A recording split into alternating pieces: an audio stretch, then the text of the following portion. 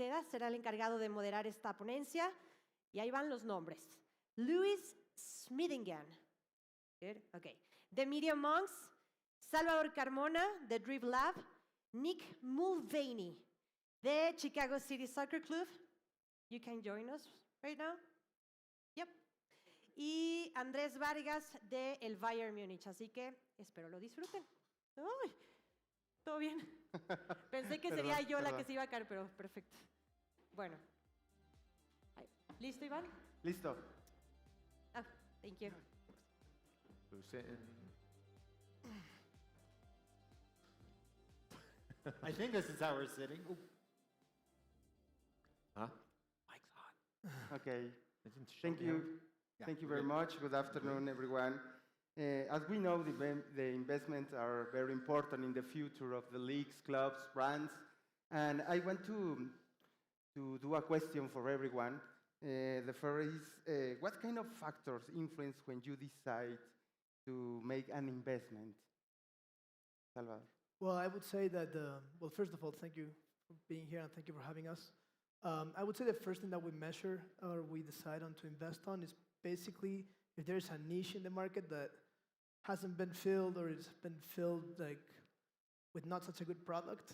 And after that is about evaluating the economics and the potential like ROI on the investment. I think like in any other business, that I wouldn't think it's much different. Okay, Nick? I mean, for me, it was just in terms of understanding that we're in the business of people. And having worked within grassroots all the way into professional level, some of the jobs that stood out to me was just the integrity of the game and how do you uphold that. And so it just, for me, just keeps going back to community, family, the sport brings us together, but doing that in the right way and having the integrity of the game at the forefront is essential for me. Also, thank you so much for having us here. When Media.Monks look at camera to consumer technology, and we build systems, we try to work with our partners to avoid single-use systems and single-use software and appliances. So we build with companies like NVIDIA to build interoperable technology and technology that broadcasters don't just have a single piece for, can use across their ecosystem and engage with fans and the teams as well directly. First of all, thank you for having me. It's a real pleasure, Ivan, and World Football Summit. I think that I want to start with a video, if it's possible. Yes, please. We have a video. Well, if you want... FC Bayern. Linked to success like Munich to the Alps. Like Beckenbauer to number 5. Like Muller to scoring goals. But that's just the beginning. Because at FC Bayern, success means more. Der FC Bayern steht für ein Miteinander und für Vielfalt. Our members are not just a strong support base. They are the feeling of belonging.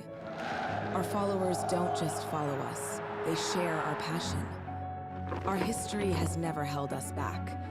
It always pushes us forward as an independent club. Bayern München muss immer Bayern München bleiben. Our fans support us and motivate us to do our best, everywhere and anytime. That's why we are committed to always giving back to them. We are one team, one club, one community, deeply rooted in Bavaria, uniting fans all over the world, on eye level and open to everyone who lives our values. We don't just inspire through our heroes. We have club legends and top scorers, no question. But what really lets us shine is our unity. Deswegen seid ihr die besten Fans der Welt. We stand together when we're up and especially when we're down. Because we believe that we can achieve anything if we are one. We lead with heart and a commitment to our values. A commitment that is timeless, bigger than one player, one team, one sport, bigger than sports. So when it gets loud, that's just a symbol for our passion. We stay committed to our way, and inspire others to join us. That's what has made, makes, and always will make us successful. We are who we are. Mia san mia.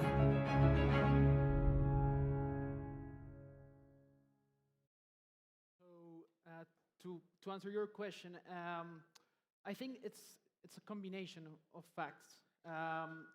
I can speak about the internationalization process that at the end is kind of our revolution beyond the pitch.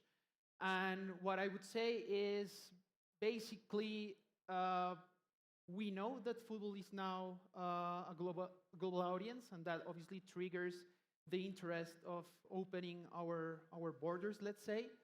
And we really understood that we have to do a little more than all the other clubs to tier cultural and language barriers that are very natural with our property. And that combined, for example, with data nowadays, because now we have access to understand who is our audience, where they are, how they consume. And in that combination, we can make decisions on which markets we can invest more time to properly internationalize our brand. Okay, Salvador, the beginnings are very hard, and I want to you talk about what is DribLab first, and then in what moment DribLab was relevant. Right. So, so at DribLab, we're a team of people that basically do football analysis, data-driven football analysis to help clubs make more efficient decisions and maximize the market using advanced metrics. The beginning really, I used to work for the NBA like about a decade ago. I studied math before that and did player modeling and player transfers for the basketball operation side. And I really liked football. And at the time, there was not much data in football, sports like football data. Like you had goals and you had assists, and that was it. That's changed radically. So I was living in the States, and I saw what happened in baseball, and I saw what was happening in basketball 10 years ago, and it was, of course, going to happen in football. And now it's a reality. Not every club uses data for scouting purposes, but more so than they did 7 years ago when DribLab was born due now. And now we work with over 50 clubs worldwide. We were founded as a consultancy, creating ad hoc solutions. And then the pandemic came, and then kind of speed up the process. So we created a software, so you could be at home and you were watching a player, and then you could just check it without going through us. So now we have, it's a big year, we've launched many products, but it's all about a team of people helping clubs make data-driven decisions and maximizing the market and minimizing risks. Okay. Nick, Chicago City Soccer Club is an amazing project because combine football, community, social, but talk about what is, how do you explain your project? Yeah, first of all, I forgot to apologize for the inconvenience of having to do this in English, because I'm from Ireland. Yes. No The problem. biggest thing, it was very easy because coming from Dublin in Ireland, I was part of a club that was a community, was a family.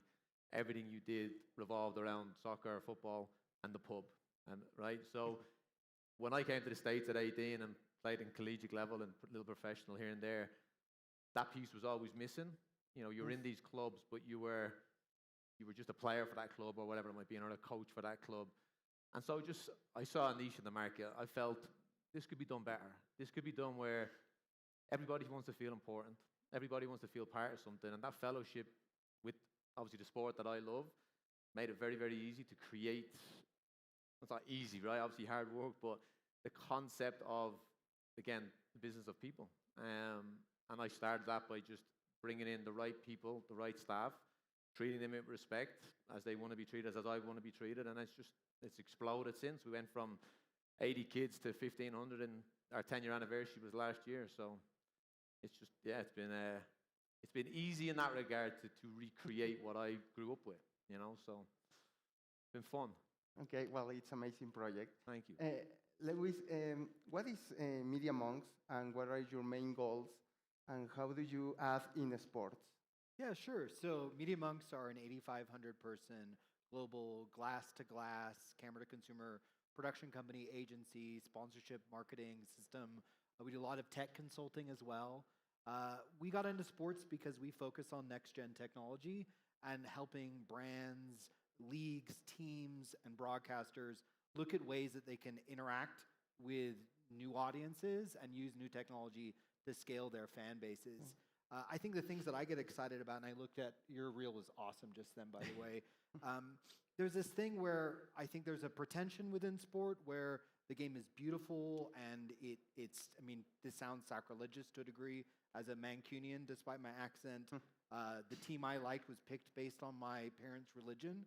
So, but I think we have to acknowledge that sport is a culture vehicle. And if we use it in that same way, like you did in that reel, to extend into more audiences and use it like culture and honestly engage with audiences in a way that's a lot more like the way music engages with audiences, because I think sport takes the same place in identity and a sense of self, in the sense that like Lewis is a Man United fan first, and then it goes down the tree of all my other identity pieces. I think people have that with sport. And so we work with broadcasters to look at how we can bring culture into the game and change their broadcasts through personalization tooling within AI and things like that. Andres, what has been the advantage to thinking on and off the pitch for Bayern Munich in America Latin? Well, as I said before, so first we understood that we had huge challenges culturally and from the language perspective. In Latin America, the engagement, the natural engagement with Spanish teams is amazing. So we try to make those challenges an opportunity. And we realized that the only way for us to succeed or to create an expansion or a strategic brand internationalization plan was beyond the pitch. So I would think that for us is the only way to make the team closer and to be able to tell stories that otherwise we couldn't. So I think that that's the advantage of having an internationalization process that already has been in place for 10 years and 6 years in Latin America. So for us, it was more making a challenge an opportunity because it's the only way for us to be global, let's say. The next question is for everyone. What do you think will be the role of artificial intelligence in your teams, in your brands, in your projects?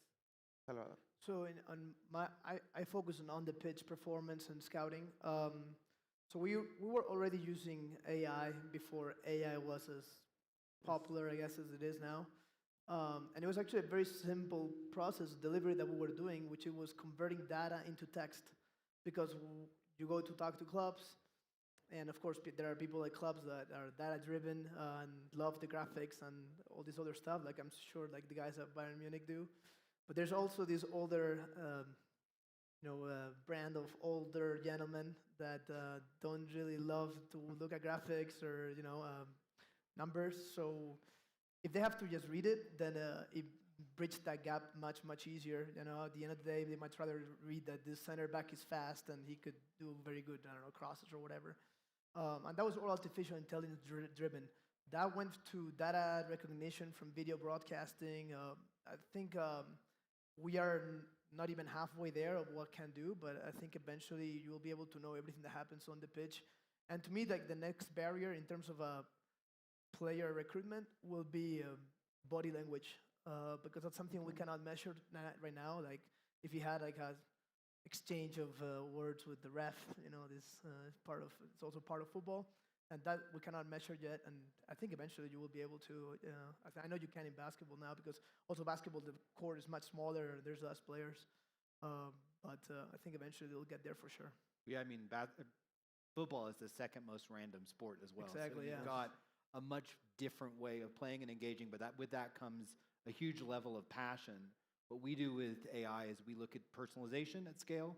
We believe and we look at like what Kings League is doing right now, or what Casemiro is doing in Brazil. We're engaging with different ways of broadcasting and working with broadcasters to actually send out hundreds, if not thousands, of different highlights per game based upon traditional AdSense and ad metrics.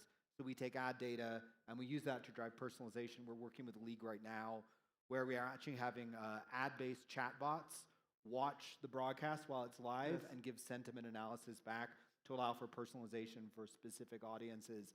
I think you spoke about exporting culture and bringing that in. It's funny, I have a lot of American friends that are now suddenly getting into football and they're trying to watch British broadcasts and just not getting it at all. And so we think about ways to bring new fans to the sports through different ways of broadcasting and engaging with them and like looking at, what does a more NBA style broadcast of a football match look like, for example. And so we take those tools and we use multimodal analysis to really drive those newer audience metrics and create larger cut downs at scale. I think you'll see very, very soon broadcasts where hundreds of different audiences are being hit, and there's heavily personalized broadcasts as well. Nick, your case is very special because you work with the people. Do you apply the artificial intelligence or maybe in the future? Yeah, I think it's a bit more, I'm in a different world than these guys, Yes, but it's definitely in the future. I think for us, just a recent kind of case study we done in the club, we were lucky enough that we had an Arsenal game analysis that is based in Chicago. Okay. And a friend of ours, and he came in and worked with our academy teams on the boys' side over the last 4 months. And just being able to clip our partner Vio in their games and their practices and then being able to show it on an iPad, we have seen an unbelievable progress of those boys in their game and their IQ, which I'm big on, is like there's athletes, but how do we develop the IQ of the game that they can go on to the next level? But this is why I come to these events, is to learn off these guys in AI. What is next? I don't know. We'll see. I think that it will optimize the whole industry in terms of decision making on the business side, on the pitch side. I think that will help to make better decisions. That we've already kind of seen that in the last decade. And I think it will also help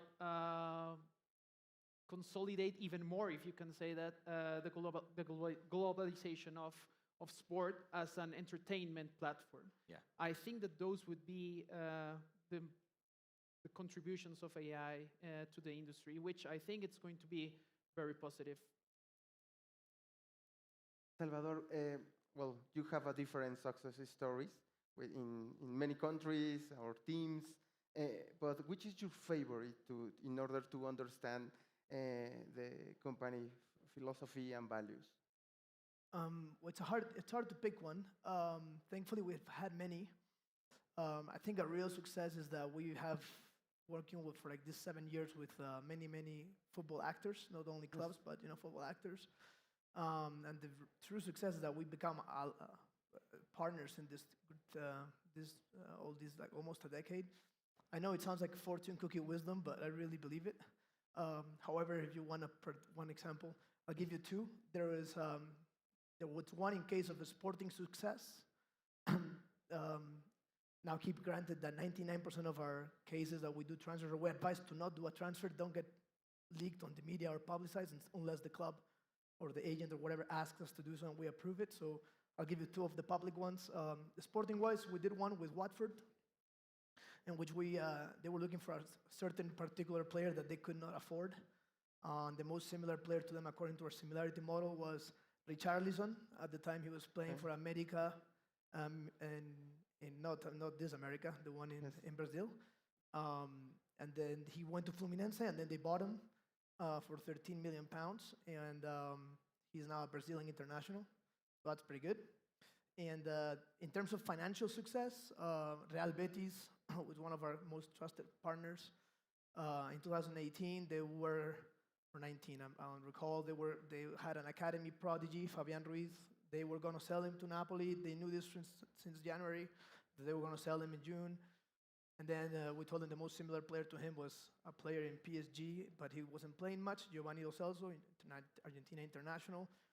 As we all know, it was PSG at the time, probably now, I don't know if so much anymore, but they had financial fair play particular situation, and it was not too hard to get him out on loan. It was a voluntary loan. They got him on a 3 million euro voluntary loan. And Giovanni was amazing. He scored 16 goals, gave like 10 assists or 5 assists, something like crazy. And they had a voluntary loan, and the last few months they were already negotiating, but so they activated the loan option. They paid 22, so it was 25 the whole thing, and sold it for 48 million euros to Tottenham. So that yielded a 23 million euro profit in a 12-month span. I think that's also pretty good. Okay. Nick, one of the topics for this panel is the investment. Why did you decide to create this club, the Chicago City Soccer Club? What are your reasons and what are your lessons? Good question. I think the lessons are, for me, I'm always wanting to change and elevate the game, the industry, etc. And to be able to take those risks and make those changes is very risky, right? Obviously. And at the level that we're at, it's parent driven, really. At a lot of times, because they're paying the bills, they're the main stakeholder. So the quick one I always talk about was I was at a club with a good friend of mine who just kept the parents as far away as possible, and I learned that didn't work. So when I came into starting this club, I was like, I'm going to bring them closer, and I'm going to educate them, and I'm going to get them on the same bus as us of what we're trying to do long term. And of course, some parents will leave, they don't agree with it, we're about holistic development, winning comes second. But to me, I'll go back to it again, we're in the business of people. And luckily, I guess I'm kind of good at it. The Irish charm, maybe, has helped me along the way. So just once I started learning that, then that stems from the staff, to the players, to the parents, to the community, to our partners. Yes. Where our care model kind of came from during COVID, which is a really cool one. It was, during COVID, we had a decision to make. We refund all the parents and everyone loses their job, or we buckle down and we give unlimited, well, not unlimited, but free digital training for the kids, that when we could go back outside, we would give every single hour back to the families. And the coaches got on board, and we worked day and night creating, I say digital, it was more obviously Zoom and things like that. But from that, we realized we really care. And so we came up with the CARE, which was community, athletes, relationships, and our ethos. And our ethos is that kind of holistic approach in terms of development. Soccer is a tool, or football is a tool of that. We want to create good people, and hope that they go on to do great things and hopefully stay in the industry like I've been able to. So. Okay. Media.Monks work with many companies and brands. Can you share with us a success campaign? Yeah, absolutely. I think where we've seen significant success is when we've looked at a broadcaster and a league at the most basic level down into their versatile infrastructure. So it's a matter of I go into control rooms at stadiums and arenas, and you see in some of these places where, frankly, there's cables that were run by somebody that no longer exists. And that's not a way you're going to be able to reach new audiences. So when we build out these newer, versatile, often cloud-based or software-based systems, it allows us to reach audiences in a much more versatile way. So whether that's doing large-scale campaigns with folks like Del Piero, where we're using that infrastructure to be able to actually drive chatbots that engage. Right now, we're working on a project, I can't tell the name of the league right now. We're actually looking at how we can make the ad breaks contextual so that you don't have a sad ad right after your team has won, for example, which sounds crazy, but your team wins, you want to have it right afterwards and carry that momentum and carry that storytelling throughout. We're also working with another team to build out cultural-based highlights. So it's looking at whether it's high fashion or whether you're fans of different types of things, how you bring that sort of, and I hate to say it in this context, but a Taylor Swift effect to your team to be able to scale out that story. I think we also did a lot of work with the NBA around bringing their broadcasts out to 8K to allow for specific cut downs and also allow for VR broadcasts. Some of the stuff we've been most excited about, generally speaking though, it is that idea of bringing new fans, and we're seeing really tremendous growth in Latin America and in women's sports as well, where you have audiences that are frankly far more mobile literate and far more technology focused in the sense that they're looking at how they can replicate their stadium experiences into the bars, into their phones, and into those different systems. And I think they demand a level of personalization that American audiences don't necessarily right away. And there is one, well, the last year, Bayer had a museum exhibition in Mexico City. How do you build the idea? Why do you decide to invest in this kind of action? Yeah, well, first of all, I think that is one of the projects that we feel more proud of. And it circles back a little to what I was mentioning earlier. How do we make things different? How do we think out of the box? How do we engage with audiences that probably are not so open to be engaged with us automatically? And in that sense, given those challenges that I was mentioning earlier, our story not necessarily has been told in the right way or in a simple way. So yeah, I don't know. There's a lot of thinking that we always have been winners and that we have destroyed the league for every single year of our existence, but that's actually not true. We struggle a lot during the hard moments of Germany and the world too, and that's a story that not necessarily people know. So, trying to overcome the challenges that I mentioned earlier, we thought this is the right way of doing it. This is the right way of doing something different to build a bridge between culture, history, football, and that's how we came with the idea of bringing our Jewish heritage exhibition to the Museo de Memoria y Tolerancia, which I think was very, very nice because it put us in a position where we were not, at least internationally or at least in Mexico, and we were able to at least create a question in people like, what is this? Why are they doing this? And I think that once we create those questions then we are really being revolutionary beyond the pitch, and certainly is a way also to tell our story, which is also very important and very good. Salvador, the last week I read a letter for you in a newsletter, and you mentioned the new product of DribLab, DribLab Hub. Why it could be important for the market, for the teams, for the football actors? Well, first, and what is it? Yeah. Well, first of all, thank you for reading our newsletter. You should all subscribe to it. It's awesome. Yeah, we launched DribLab Hub this season, which is basically it's a task organizer, like a CRM for football scouting, where people in your organizations, different scouts, can be all digitally connected in one stop. Because there are other platforms that do this, but we launched it separately, and it's quite unique because you can create tasks. It gives you an alert. So like, let's say you go, we work in the same club, and they send you scout in, I don't know, Chile, and I have to go to Austria or whatever. We can upload a certain request, and then if a player debuts, then we get an email. So it's way more a proactive tool that works within the club structure, and it's quite simple to use, really. Therefore, quite effective. So that's what DribLab Hub does, which is one of the other products that we've launched this year. We launched a product called Capture a couple months ago, which you basically give us. You can upload your video and you can upload a team sheet, with the lineup, and we tag the whole game. You can watch it on our platform and everything. And it opens a big gap because there are many places where games are not broadcasted, but they are recorded. So therefore, you can have information and big that task information about the players. More so in academies. I know Pedro, before this panel, was speaking about the academy in Pachuca. He was proud of it, and as he should. And there are many academies that we do. We tag the whole Atletico de Madrid academy, so from the under 14s all the way to the first team.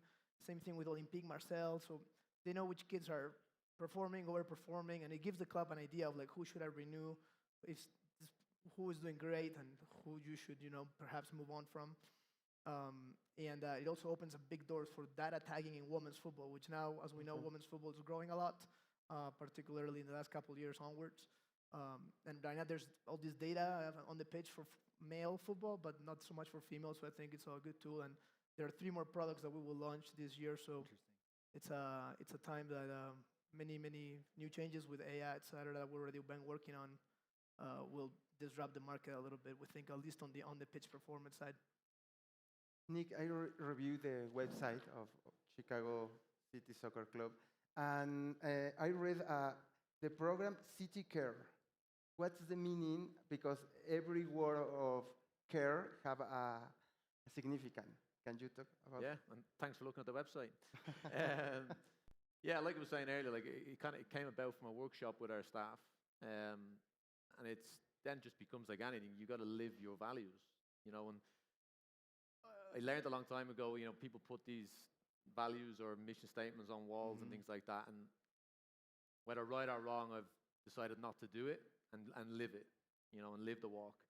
And the best part about how this came about was the staff. It was 30 of our coaches, leadership, etc., saying, where do we go from here in COVID, right? What's the next steps? And the big question was, and I just put it up on the board, is who are we? What do we stand for? And everything that we kind of presented on and discussed and etc., it just came back to, we bloody care. We care a lot, probably too much sometimes. And so that's where it just kind of stemmed from. And then it's, all right, every day we got to live through that. Like I said, the sea is our community, and we're based downtown, but our community now has crazily evolved out into the suburbs, an hour here, an hour there, where people are figuring out from storytelling, video that we're getting better at, that they want to be part of what we're doing and what we're building, because we are doing it a little different. Winning is put aside, and it's the holistic development. Relationships, of course, every relationship from parent to player to coach to your park district, your school system, whatever it might be, they're invaluable relationships that you've got to keep, maturing. And then the athletes, obviously, that's why we're here. None of us would be here if we don't keep kids in the game. And I think I just finished my master's in sport and directorship, thinking I wanted to go closer to the pro game. For whatever reason, I'm starting to pull back the other way. And I think, for me, I want to leave a legacy that I made a bigger impact on the youth side, the grassroots side, than the other side of it. Because I've been there, been around it, and I just think, for me personally, I'm more suited down there. So that's where I'm going to continue to live. Thank you.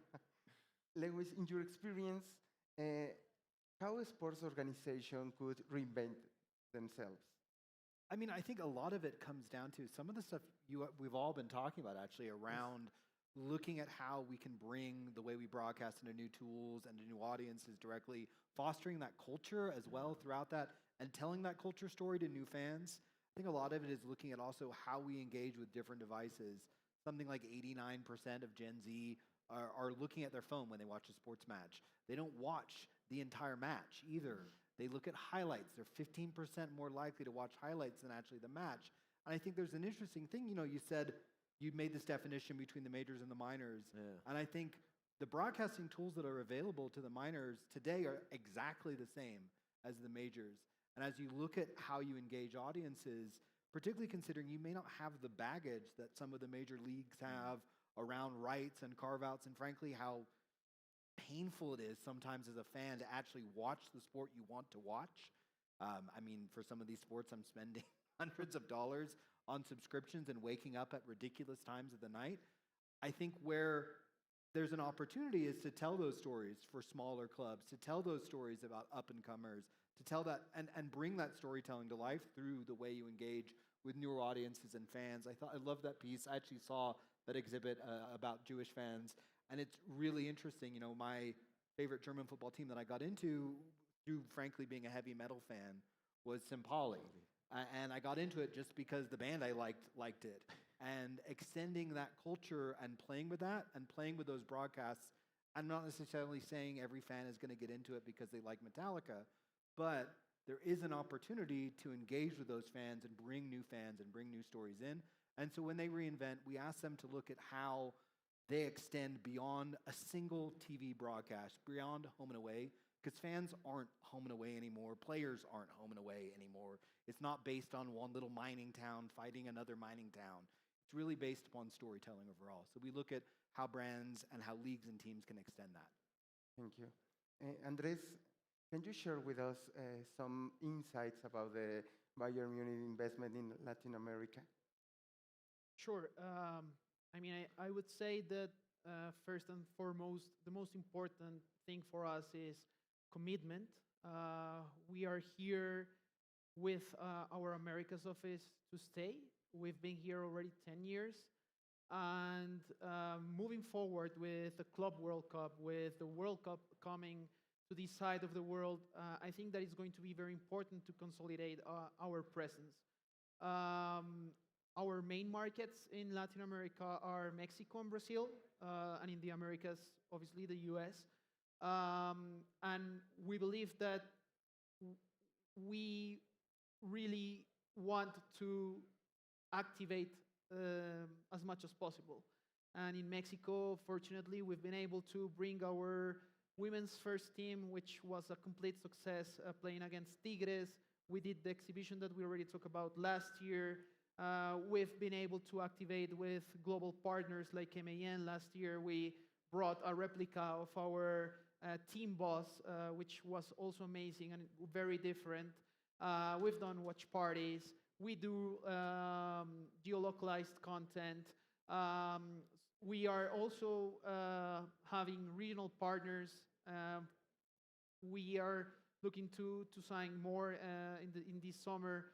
So I think that commitment of actually the club can have a presence here and can offer ROI both to our global partners and new partners, and also serve our audiences. I think it's going to be very important moving forward, and that will all show the commitment that we have on the region. And then obviously Brazil is very important in the same way. So yeah, I would think that those insights, and also because we already know which audiences, thanks to Global Web Index and to Nielsen, we know who likes us here. There's 107 million people in Latin America who are interested in FC Bayern, and only 18 million follow us on social media. I mean, not necessarily it's one-on-one, but it certainly tells you that there's a lot of room for us to grow here, and we believe that only with commitment we can do that, to make more people aware of our club, of our internationalization process, or interested in our club, and then ultimately being able to consolidate the return of investment and the internationalization process. Well, the last question for everyone. What should be the steps to make a good investment? In general, well, I would say, I mean, about analyzing the market and what gaps could there be in that you could fill, and then just measuring what the return on that could be. Might be a little off topic, but I feel from the conversations I've had today outside networking, for those that trying to get into the industry, be yourself, be true to yourself, and the right company, brand, people will find you. Because I think a lot of times people will change who they are to be part of something. And I think to me, those conversations come up today, and that's what I've done. And I'm very happy I'm able to do that every day and go to bed with no qualms. But that would be my thing, is just be yourself and work hard. Okay. I mean, obviously, hire us as the first beat, but Yeah, exactly. just kidding. But I think the other beat that I would throw out there is look at who's not watching your sport. Look at who's not watching your team. Look at who's not engaging, and find out why and figure out how you engage. I was working with the NHL recently, and the correlation between the NHL and soccer and football it's very similar in terms of a sport and in terms of a story.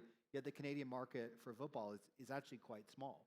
And so we were talking about how do we create engaged broadcasts that bring that same storytelling, bring that same emotion, and explain, look, you like this, so you would like this, and how you would engage and grow that. And I think about like growing in Chicago. It's such an interesting moment because Chicago in the back of my head is a basketball city. Yeah, yeah.